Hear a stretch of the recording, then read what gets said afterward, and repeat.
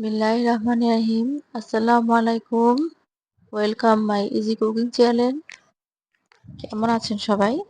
আজকে আমি প্রতিদিনের মতো আরেকটা রেসিপি নিয়ে হাজির হলাম। পোলাও। আজকে আমি পোলাও রান্না করব। 1 কেজি চালের পোলাও রান্না করব। আজকে আমি দেখাবো কিভাবে পারফেক্ট পোলাও রান্না করতে হয়। তার সঙ্গে আমি নিয়েছি মটরশুঁটি কিছু, আমার ফ্রিজে ছিল। তো যা যা লাগবে আমি একে একে সবই দেখিয়ে দেব। এখন চুলায় আমি বড় একটা হাঁড়ি নিয়েছি। আপনারা সবসময় চেষ্টা করবেন পোলার চালের সাথে মানে যতটুকু পোলার চাল তার থেকে কিছুটা বড় হাঁড়ি নিতে। এখন আমি তেল নিয়ে নিচ্ছি পরিমাণ মতো, একটু বেশি তেল লাগে পোলার চালে। তারপর দিলাম কিছু পেঁয়াজ, 1 কাপের মতো পেঁয়াজ দিলাম, এটা বেরেস্তা করার জন্য। পোলার চালে সাধারণত তেমন পেঁয়াজ লাগে না, আদা রসুন অল্প অল্প হলেই হয়। তো আমি পেঁয়াজটা এখন ভালো করে ব্রাউন করে ভেজে নিব।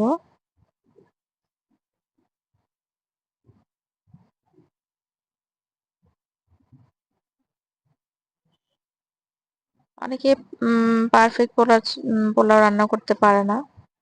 তো সেই ক্ষেত্রে আমার এই টিপস, আমি যা যা টিপস দেব সেগুলো একটু ফলো করলেই তারা পারফেক্ট ভাবে পোলাও রান্না করতে পারবে। একটা সময় আমিও পারতাম না, এখন মোটামুটি পারি, সেটাই আপনাদের সাথে শেয়ার করছি। এই তো আমার বেরেস্তা হয়ে গেল। এখন আমি বেরেস্তা তুলে রাখবো। সবগুলো তুলে রাখার দরকার নাই, কিছু থাকুক পাতিলে।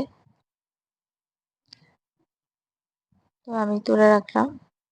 এখন আমি পোলার চালটা 15 মিনিট ভিজে রেখেছিলাম, সেটা ধুয়ে আমি দিয়ে দিলাম। এখন আমি এক চা চামচ আদা রসুন বাটা আমি একসাথে বেটে রাখি, সেজন্য আমি আমার আন্দাজ মতো দিলাম। এখন দিলাম কিছু কাঁচামরিচ এবং এলাচ দারচিনি থেতো করা। আর এখন আমি মটরশুঁটি আগে থেকে ভিজিয়ে গরম পানি দিয়ে ভিজিয়ে রেখেছিলাম, ডিপ ফ্রিজ থেকে নামিয়ে মটরশুঁটিটা দিয়ে দিলাম। এখন সুন্দর করে নেড়ে চেড়ে একটু বেরেস্তা দিয়ে দিলাম। বেরেস্তাটা দিলে একটু ঘ্রাণ আসে। দেখবেন বাবুর্চিরা সবসময় এই বেরেস্তা দিয়ে কাজ করে। ওরা কিন্তু কোনো কাঁচা পেঁয়াজ দেয় না, বেরেস্তা দেয়। তো আমি একটু বেরেস্তা দিলাম, দিলেও হয় না দিলেও হয়, আমার মনে হলো একটু দিলে ভালো হয়। এখন দিলাম গরম পানি।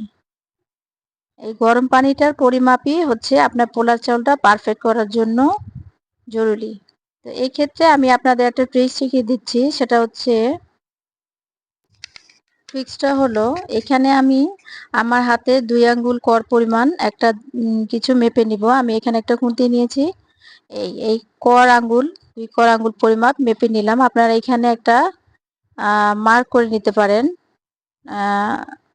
মার্কার দিয়ে একটা মার্ক করে নিতে পারেন। এখানে তো আর গরম পানি, হাত তো আর চুবানো যাবে না, সেই জন্য আমি একটা খুন্তি দিয়ে মেপে চালের উপর থেকে এই খুন্তিটা ধরবো। নিচে যে চালটা চলে গেছে সেই চালটার উপর থেকে এই খুন্তিটা ধরে মেপে নিব।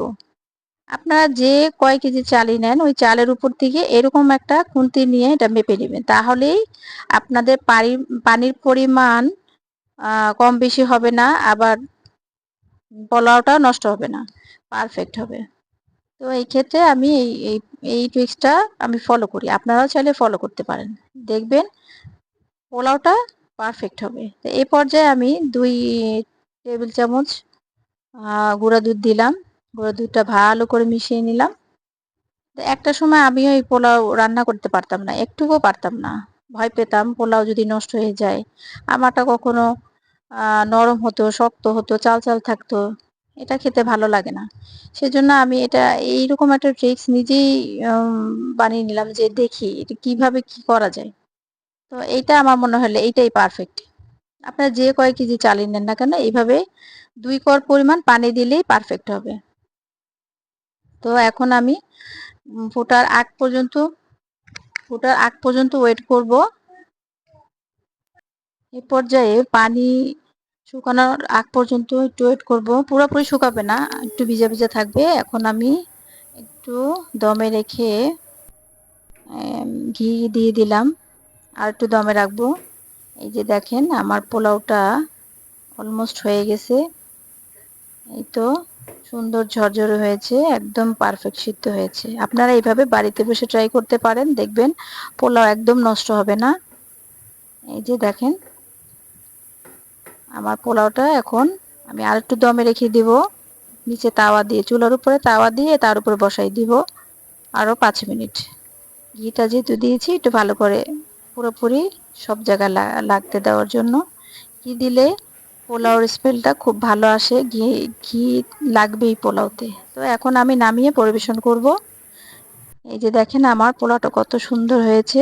আমি পরিবেশন করব, উপর দিয়ে আমি আগে থেকে ভেজে রাখা বেরেস্তা উপর দিয়ে ছিটিয়ে দিব পরিবেশনের জন্য। আপনারা এইভাবে বাড়িতে বসে পোলাও রান্না করবেন, আমার ট্রিক্স ফলো করে দেখবেন একদম পারফেক্ট হবে। আমার ভিডিওটি ভালো লাগলে লাইক, কমেন্ট এবং শেয়ার করবেন এবং চ্যানেলটিকে সাবস্ক্রাইব করবেন। তো পরবর্তী ভিডিও দেখার জন্য আমন্ত্রণ রইল। আল্লাহ হাফেজ।